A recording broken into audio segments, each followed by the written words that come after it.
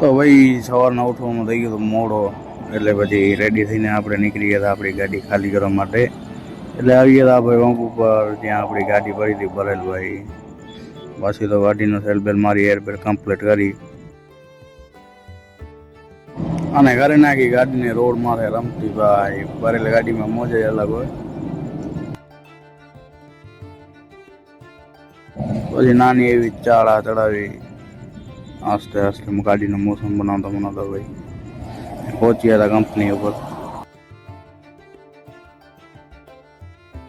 ત્યાં એન્ટ્રી બેન્ટ્રી બધો ઓકે કરાવીને સીધી ચડાવી નાખી કાંટે ભાઈ. કરાવી લીધો ભરેલ ગાડીને કાંટો રાખી દીધી સાઈડમાં. આપણો નંબર આવશે તો બોલાવશે ભાઈ. અને બપોરના ટાઈમે નંબર આવી ગયો એટલે ગાયો કે તાલપત્રી વગેરે બધો છોડી અને પછી વીટી કરીને ફોરક્લિપ વાળા ભાઈના મદદથી ચડાવી નાખી ઉપર. ભાઈ આપણી મદદ કરી એટલે જલ્દી થઈ ગયો ભાઈ. પછી રસા બસા વીટીને એટલામાં તો ભાઈ લાગી ગયા હતા ગાડી ખાલી કરવામાં. અને આપણે નીકળી ગયા કેન્ટીનમાંથી. ત્યાંથી થોડો ઘણો નાસ્તો લઈને પાણીનો બોટલ ભરીને આવી ગયા હતા આપણે પાછી આપણી ગાડી કને. અને થોડી વાર રહીને આપણી ગાડી ખાલી થઈ ગઈ. પછી મજૂરભાઈ આવી ગયા જે આપણા વિડીયા જોવે છે ભાઈ. એટલે એ ભાઈએ પણ કહેતા હતા હમકો બી લઈ લો ભાઈ વ્લોગ મેં. તો એ ભાઈઓને લઈ લીધા અને પછી તાતા બાય બાય કરીને આપણે નીકળી ગયા ગાડીનો કાંટો કરવા માટે. પછી કરાવી લીધો તો ખાલી ગાડીનો કાંટો ઓકે. અને પાર્કિંગ પ્લોટમાંથી ગાડી ફરાવી લીધી ભાઈ.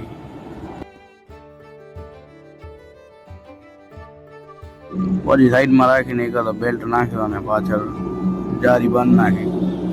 અને પછી કાકાને કીધું કાકા ખોલી નાખો ગેટ ભાઈ. એટલે કાકાએ ગેટ ખોલ્યો. આપણે નીકળી ગયા પછી હાઈવે ઉપર ને કરી નાખી ગાડી રોડમાં રમતી.